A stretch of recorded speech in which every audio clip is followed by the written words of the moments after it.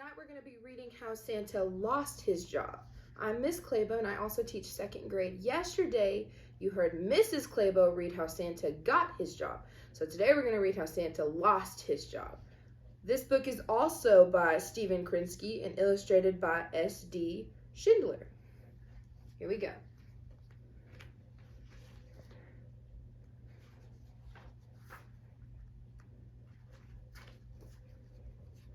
Every year before his big ride, Santa checked the weather, reviewed some maps, trimmed his beard, polished his boots, fed the reindeer, and packed the sleigh. Sounds like a lot of work.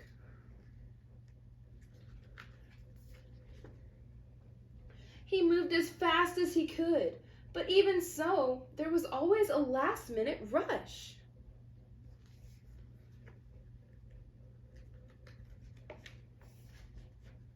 Some of the elves grumbled about this. Why can't Santa plan better? How come he's so slow? One year an elf named Muckle said even more. Santa is too set in his ways, he declared. He wastes time and energy. Maybe so, his friends agreed, but what could they do? After all, Santa was only human. That gave Muckle an idea.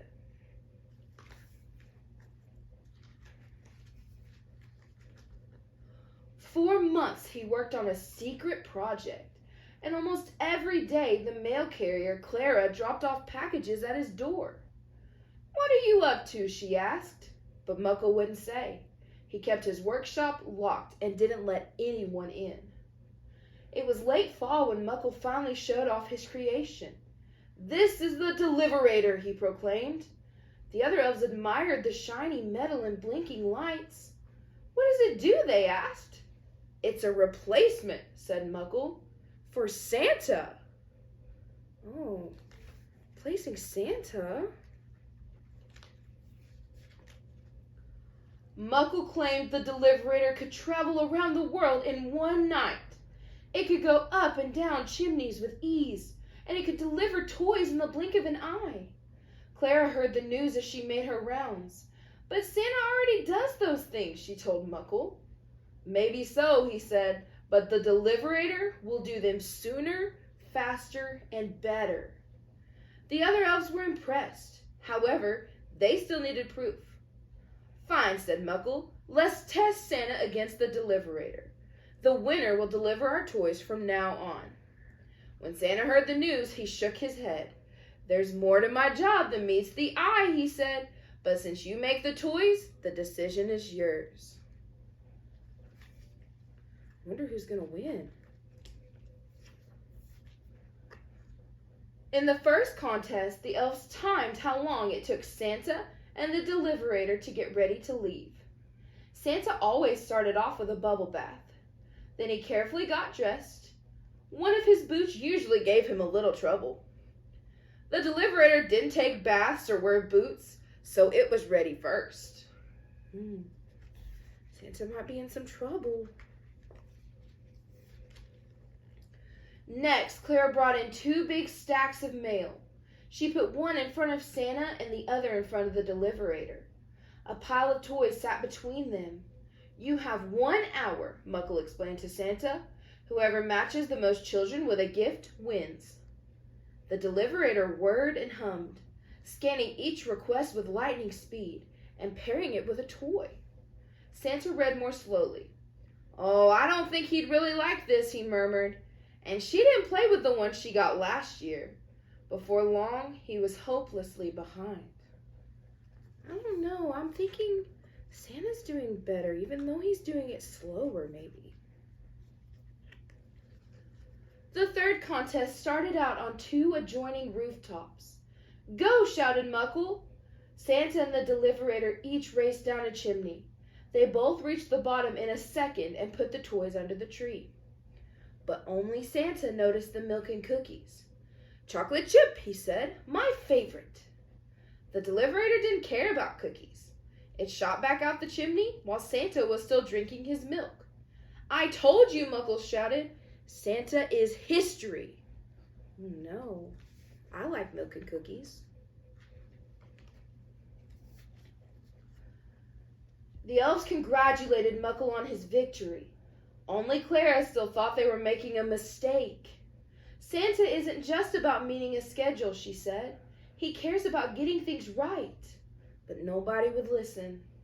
We're sorry, the elves told Santa, but business is business.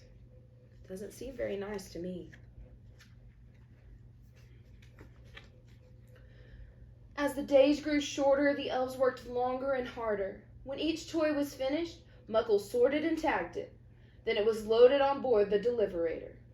When it was almost time to leave, storm clouds rolled in. You should change the Deliverator's course, the elves told Muckle. Too late, he said. I've already programmed the route. The elf shrugged. You must do it anyway, and make room for a few more gifts. But I've already balanced the weight, Muckle protested. Santa never complained about such things, the elves reminded him. Very well, said Muckle, gritting his teeth. He doesn't seem very sure.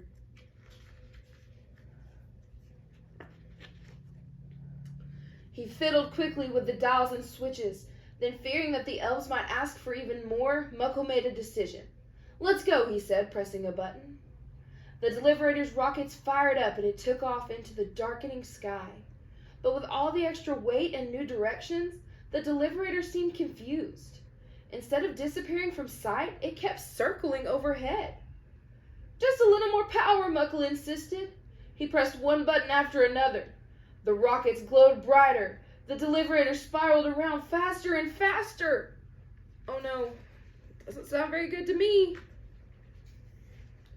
Meanwhile, Santa was at home trying to relax. But he felt strange having free time on this of all nights.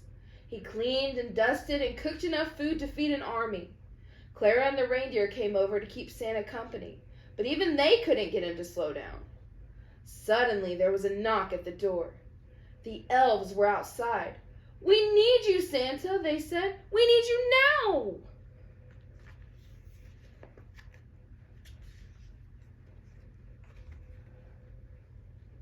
When Santa arrived, the situation was all too clear. The elves looked very uncomfortable. Santa, will you take your job back? They asked. Please. Of course, Santa said, and left it at that. Everyone, even Muckle, helped load the sleigh and hitch up the reindeer. It was their most hectic year yet. Oh, Santa did a nice thing. He just took his job back. After that, nobody talked of replacing Santa again. Each year there were new delays or mix-ups, but the elves didn't mind. They realized now that this was all perfectly normal. Still, not everything stayed the same. Santa had learned a lot from the whole experience. And as happy as he had been before,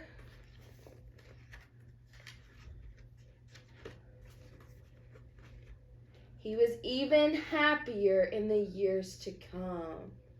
Wow, that was an awesome story about sometimes we learned today even Santa can learn how to do his job better. Okay, I hope you guys are learning lots in your classroom every day, and I hope you're tuning in each night to hear an awesome story being read. Good night.